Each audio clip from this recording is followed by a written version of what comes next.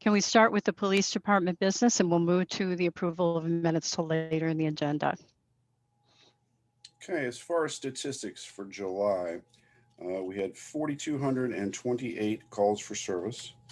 You'll notice a different kind of dispensation on the July calls for service as far as the graph. You'll see that we're now at 50% of disturbance runs, where typically that is edged up at this time of year, so we're there. I'll kind of skip over some of the other stats and go to adult arrests, where there were 157 for the month. Let you guys take a look at the other graphs. If you've got specific questions about those, be more than happy to answer those. Is this page not, which page number are you on right now? Well, it's a good question because my pages are not numbered. I apologize for that. I believe that's okay. Yeah. We have 6, if I'm counting correctly. Juvenile arrests were 9. This is not a hate crime referral reporting period. And a couple major cases and trends to kind of go over with you for just a few moments. In July, we had an arrest for attempted murder on North Walnut, which was an Ian Thorpe. He has been charged with attempted murder during a stabbing that occurred at one of the hotels in that area. And then we had 2 drive-by shootings that actually connected with people at Crestmont Park in the area of Illinois and Illinois Court that we're currently working those. We had 5 total injured during those 2 events. And those are aggravated assaults? Well, which category? The 2 shootings right now are listed, it's still kind of open. They'll be listed as aggravated assaults, attempt murder when we get to charges. Yeah. But right now we're still trying to determine what occurred and who the responsible parties are. Any other questions on any of the usual statistics? And you are looking, I'm looking at Group A, crimes against persons. So are we moving from there to the next slide? Yes, we moved on from there. And again, not to go over everything specifically, so I've kind of categories. Sorry, we're still trying to judge what you guys want to hear each month and what you don't want to hear. So please, by all means, let us know what you're wanting to see, and we'll be more than happy to present that. Yeah, I think we articulated that a couple meetings ago, but if it's changed, I'm not aware of it. Basically, it was Louis saying that he wanted to see not so much the numbers, but the kind of the high points. Yeah, the trends. I think, looking at your trends, anything that you feel, is important to bring out or explain behind the statistics. Yeah, the violence, particularly in the Crestmont area and the north side of town, is something clearly we're concerned about, and clearly that we're working on daily, still trying to come to some resolutions on those things. Everything else has remained fairly consistent with what we expect within August in Bloomington. We really haven't seen a giant jump in anything that was unexpected other than these violence. Just to follow up on your question about what we wanted to hear, I'd love to hear either this week or in general about just what you see changing as school comes back in session for IU, but also I can guess what some of the changes are. I guess I see some smiles, but also I'm really interested in how we're coming out of the pandemic in terms of, what, not just comparing to last year, but maybe what was going on pre-pandemic. So that in that regard, nothing is going on currently, like I said, other than the violence, the spike in high-end violence that we don't see normally. What you're going to see with the return of the students is you'll see more public intoxication arrests, you'll see more vandalisms, you'll see more burglaries and thefts. Again, there's more people in town at this point in time, so you're going to see a lot more of that. Kind of significant from last year is we saw a giant decrease in our aggravated batteries, aggravated assaults. A lot of that you would have to put down to, we didn't have a whole lot of restaurants and bars that were open through the year for almost 10 months.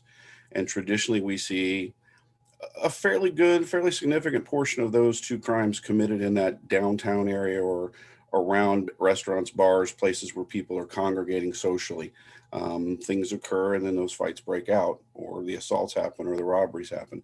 We didn't have a lot of that last year. I mean, we had a lot of it, but we didn't have a lot of it in those areas last year because those places weren't open. So we didn't have people congregating in those areas. So you'll see those stats go up quite a bit. You will see car crashes go up quite a bit over the next couple of weeks as everybody learns what's one way and what's not one way. So other than that, that's where we're going to be. I mean, that's traditional Bloomington. While we did have a decrease in calls for service during COVID, we didn't see a gigantic drop in any category. We saw a significant drop in the aggravated assault category, aggravated battery category, but we've already talked about that and the reasons for those.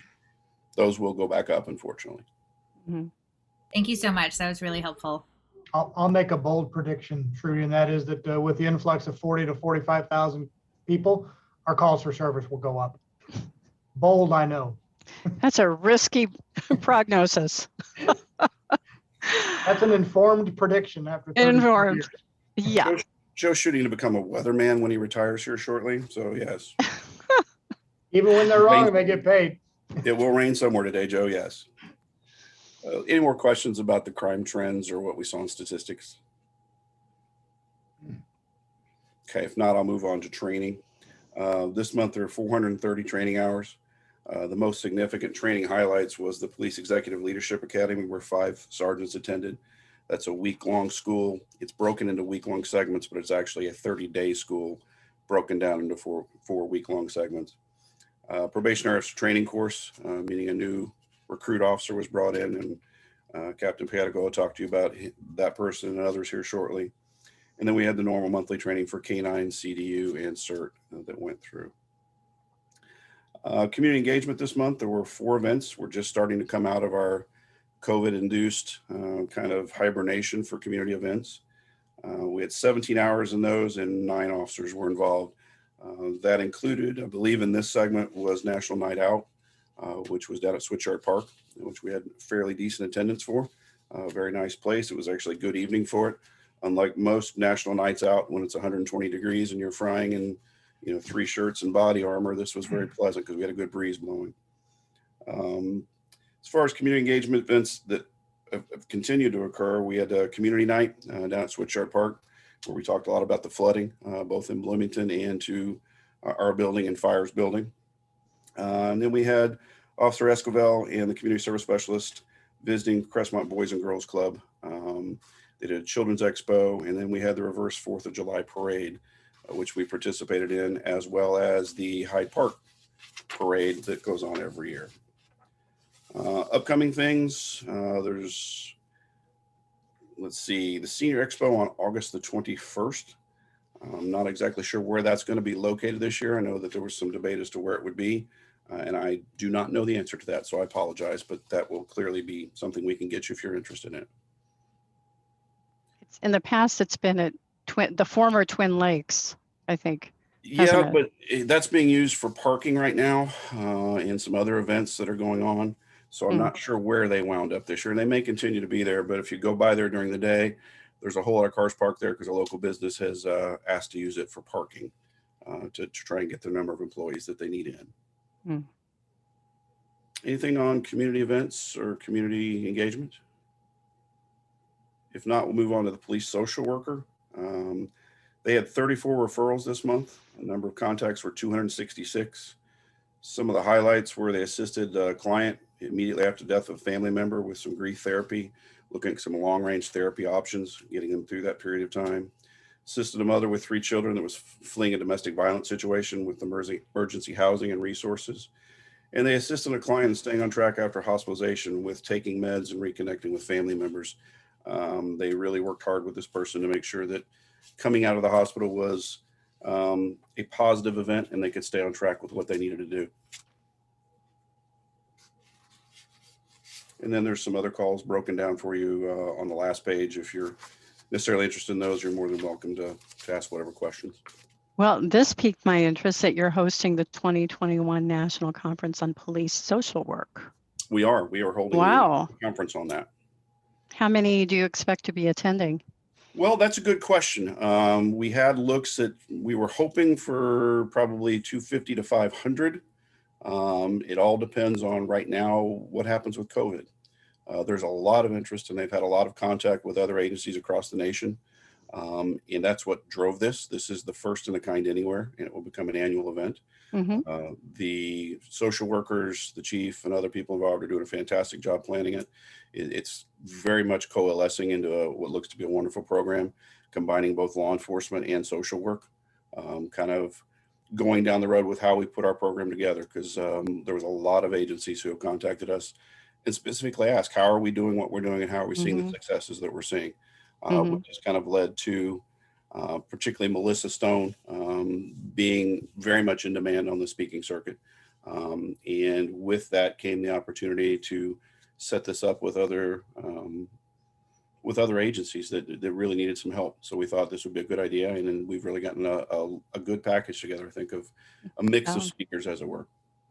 Did the Convention and Visitors Bureau help?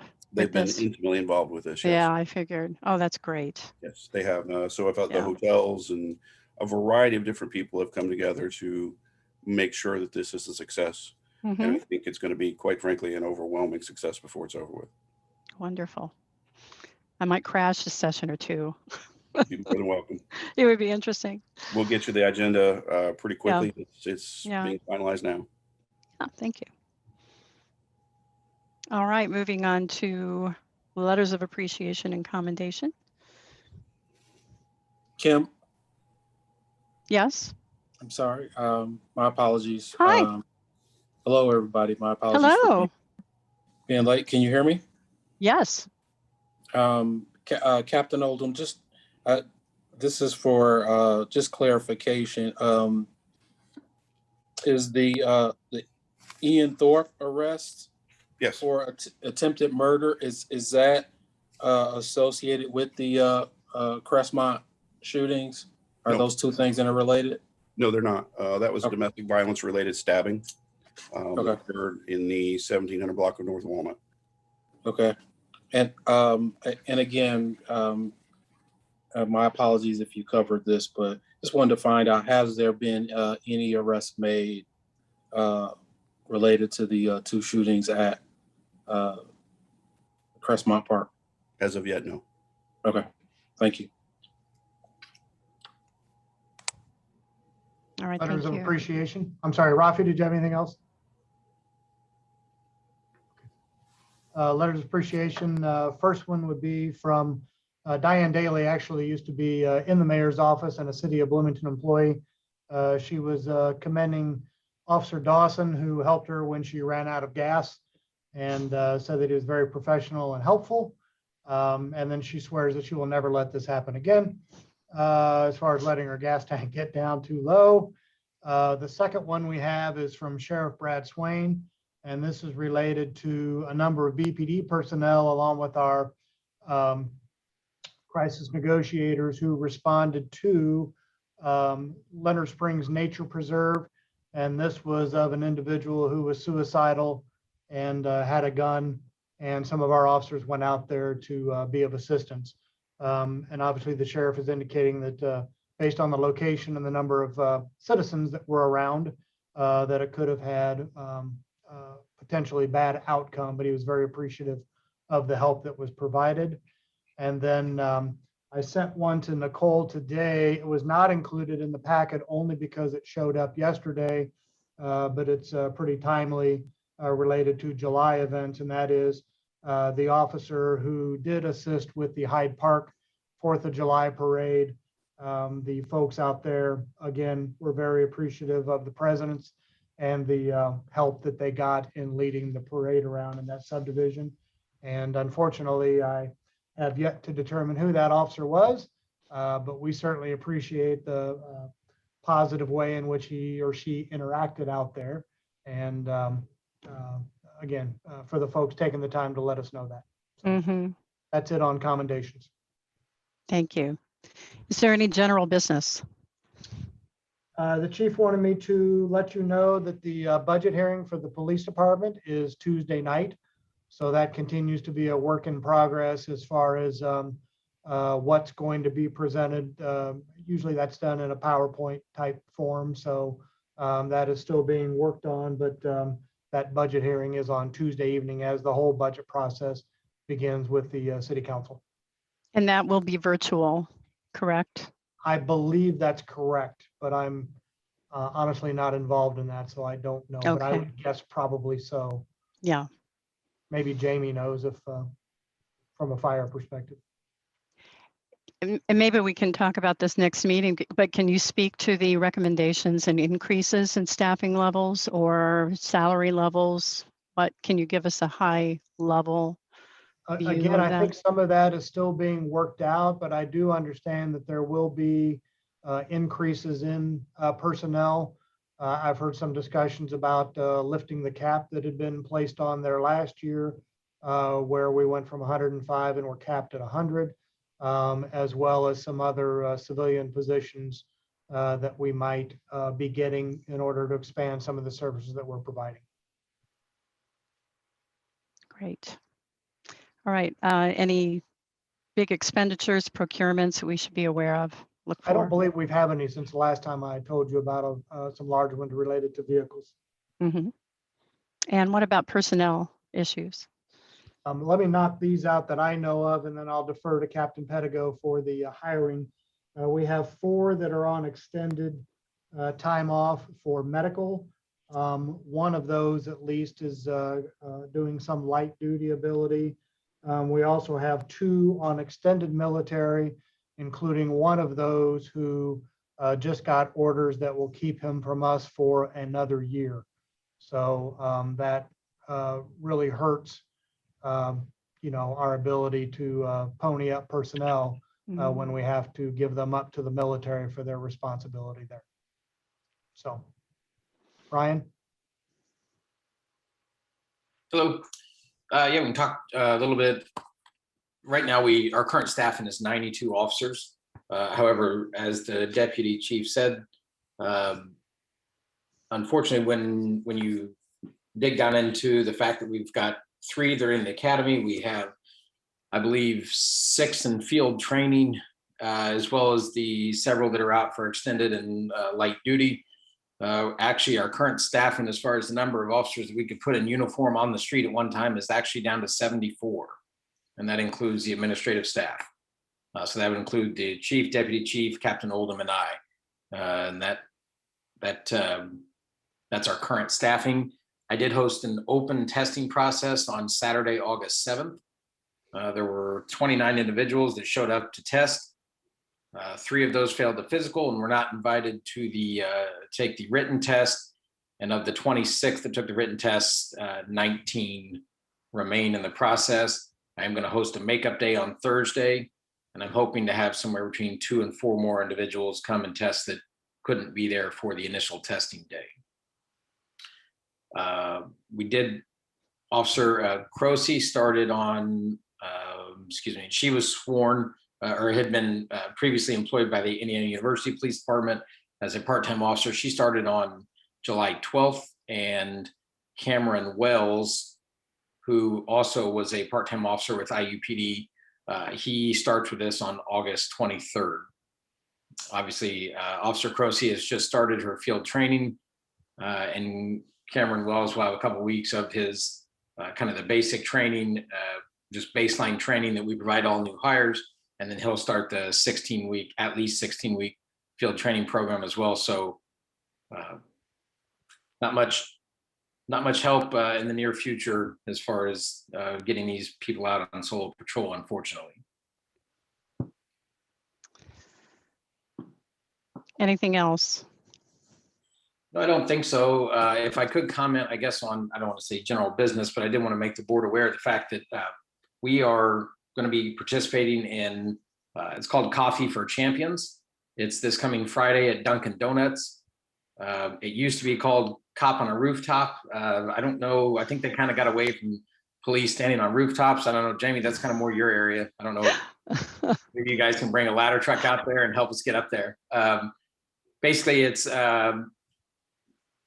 Dunkin' Donuts partners with police agencies to raise money for the Special Olympics athletes. So all money raised, it's donations for those that are purchasing food and coffee at Dunkin' Donuts. Should they care to make a donation, all donations go to the athletes for Special Olympics. It's my understanding that none of the athletes who get to participate in the Special Olympics actually pay their own way. All of their way is paid. So this is just an attempt to help raise some money. And we were actually contacted by IU Police Department. They're going to participate as well, and they asked us if we could be a part of it. So there'll be a couple of us out there. Starts at, well, they open at 5 a.m. Unfortunately, I'll be there bright and early at 5. And it lasts. What day? It's this coming Friday. Friday. Yeah. Okay. So if you need a donut or a cup of coffee, please come through the line. And if you wish to make a donation for the Special Olympics, I'm more than happy to take that. I'm embarrassed to say I don't know where Dunkin' Donuts is. I know where Crescent is, but I don't know where Dunkin'. It's in the old Steak and Shake building at base 3rd and College Mall, or, well, just one building to the south of that. But it's right on College Mall, kind of across from Fazoli's. Okay, I should know my neighborhood. Okay. 5 a.m. Friday, everybody. 5 a.m. till noon, so you don't have to be there at 5. It's okay, no matter what time you come during that time frame. Thank you for adding that. All right, and we'll move to Fire Department business. Report on monthly statistics and training. Deputy Chief Washell. Okay, looks like we had through July of this year, we're still on a very high pace. For instance, we're on a record-setting pace of at least 500, but could be 1,000 calls more than we've ever had. You can see the trends for the city. You can see that this year has just been incredibly high. 52% of those are rescue and EMS related. We've had 2,939 calls in the city limits, and 266 of those at Indiana University. And if you look at the trends, 64% of those calls at Indiana University are rescue and EMS, majority EMS. But what you can see is that we are way down for the IU calls. We do expect that with a record freshman class of nearly 11,000 freshmen at IU, and everybody coming back really in full force, this to really that trend not to continue and to steepen up the other way, which will only increase our calls. Looking at our response times, we fell off. Our goal is 90% of the time to be within that call of 4 minutes, so 240 seconds. We're meeting our 8-minute, our 480-second call goal time within 96%, but we fell off to 63%. I would attribute that to a couple things. One is obviously the flood, and then relocation and displacement of crews downtown. The other thing I would say is the streets, obviously, if you've been around, and we all have a lot of construction going on. And for big trucks, it does make it awkward and timely to get to our response calls. Mm-hmm. Looking at prevention and public engagement, we expect this to trend upward as well. 15% of our inspection goal progress right now. We are now starting to get out in the public and do those inspections. But with COVID, and I think Scott mentioned it too, kind of still the uncertainty, but we certainly are optimistic about what we're able to do in the community going forward. So we expect to be in the schools. We expect to be obviously at any university as well. Training, we're still well on pace with training. Most of that is ISO, the Insurance Service Office compliance. We are expecting evaluation results to come back, and we're optimistic about those results coming back here in the next month or so. So we should be hearing something very soon with our evaluation. So that's what I have for statistics. All right. Go ahead. I'm sorry. And training. Did you cover all the training? Yeah, training. Okay. Like I said, a lot of the training with the new recruits coming on. We had a recruit class of 11. A lot of firefighter training, which also equates into the ISO compliance. We were doing a lot of software platform training, but now we've been able here the last few months this summer to get out and to do some hands-on things. We've acquired a couple of buildings, and we do expect to acquire another building for a live burn coming up in the next 2 months off of High Street with a local person who is looking to build at that property. And so they're going to help us out with some training opportunities for us to do a live burn. And of course, when that happens, it's not something that we regularly do in the city limits. So it should be something that I think, especially the board members will invite you guys out there, as well as BPD and the rest of the folks. So I think it'll be interesting to see for folks to see how we do train in these live fire conditions. With acquired structure, we have a live burn building that you frankly can't burn down. So it works well for us that we can do repetitive trainings in those. But this is a building that will burn down at the end. So. Yeah, I'm just curious how you protect the neighboring properties or how you handle that. Very carefully. Yeah. And we do that. And that's the other thing is when we have we do have a structure that's on fire, we do the same. We're going to do the same things, but it's going to be a lot more calculated and detailed for us to do that. But there are certain qualifications that we have to go through, credentialing that we have to go through, and then there's a whole process that takes a few months for us to get where we can actually train and do that. So everybody will have notice. There'll be a public notice in the paper for that as well.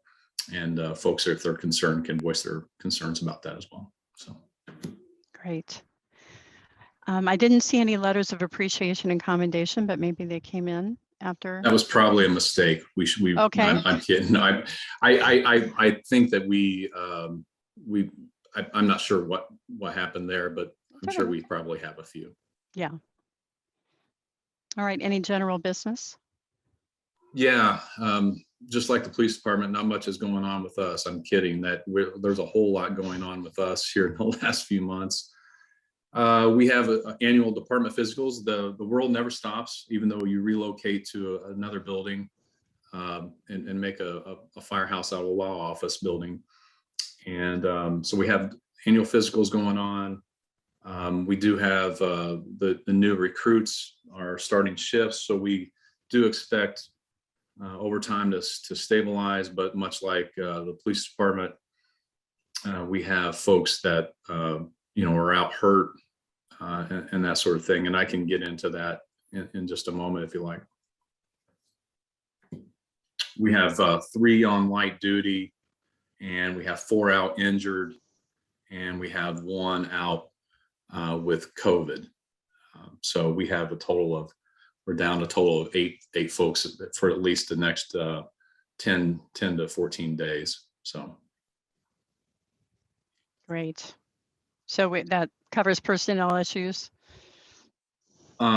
Yes. Okay. Are there any upcoming expenditures we need to be aware of? I know you have a new truck coming in. I think. Well, we have. So we not yet. Not yet. Oh, okay. That might be coming in next year. We'll take a look at what we're looking for the next year's budget. But for this year, we do have some administrative vehicles that we're looking to purchase. So I don't have the fire SUV or the fire pickup truck yet, as the supply shortage is it's a real thing, and it's hard to get your hands on a new pickup truck or an SUV at this point because of the microchips. I guess that's what they're telling me, the semiconductors. But we do have, we just spent, I think around 60,000 you'll see come in for PPE, which is for our fire gear. So extra helmets, hoods, and things like that, pants and coats. The new fire bay, I don't know if you guys have been to the 226 South College location, but we put up a new fire bay in just under 5 days. Once we started, we contracted with a company, Haffey, who specializes in a lot of military contracts, and that they're experts in what they do. And so that's working out real well for us, or as well as we could hope it could. So that's going to be around $30,000, and then that's going to end up being a rental of the equipment, so to speak. So which is about $6,000 a month for that rental. We we've not paid for it, but we did order a Chevy Bolt electric car to replace our Ford Fusion. So this is totally electric vehicle. And so we were real impressed with the performance, and we think it's going to be real, it's going to be something we're going to use relatively a decent amount around the town. So we're looking forward to seeing how that will work out for us. And that's right now, we're going to have a lot more expenditures before the end of the year, frankly, related to the building and some other things, the equipment that we lost. But at this point, that's what I have so far for the month of July. All righty. Board, any questions, any other points before we move to old business? Yeah, I put a question in the chat. Just wanted to find out who's the highest ranking female firefighter and the highest ranking firefighter of color. So the highest ranking female firefighter we have is Tanya Daffron. She's our battalion chief of training. So she is a three bugle chief. She's in charge of our training division. And then Sergeant Garrett Greathouse is our squad officer on our Squad 1 vehicle. And currently he is the highest ranking person of color.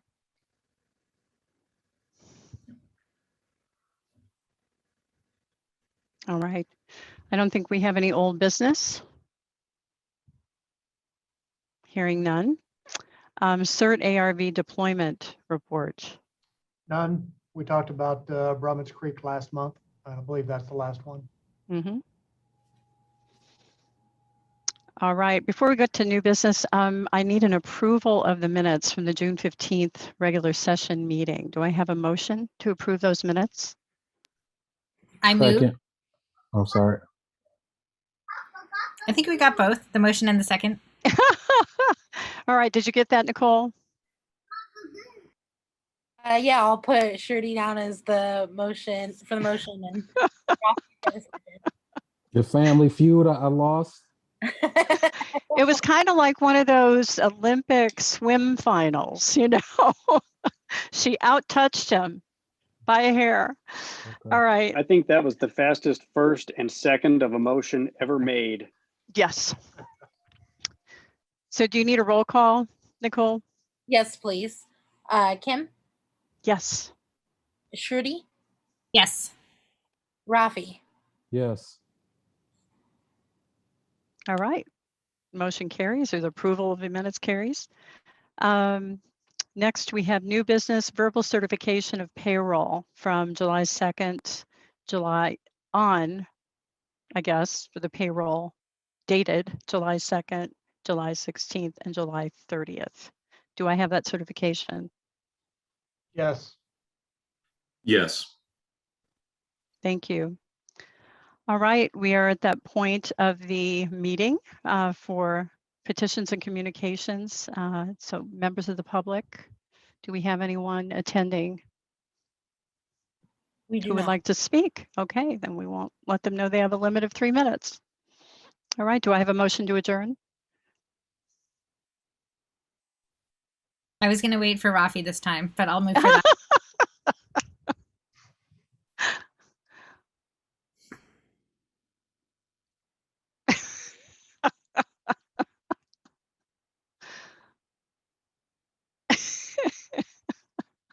So move or second.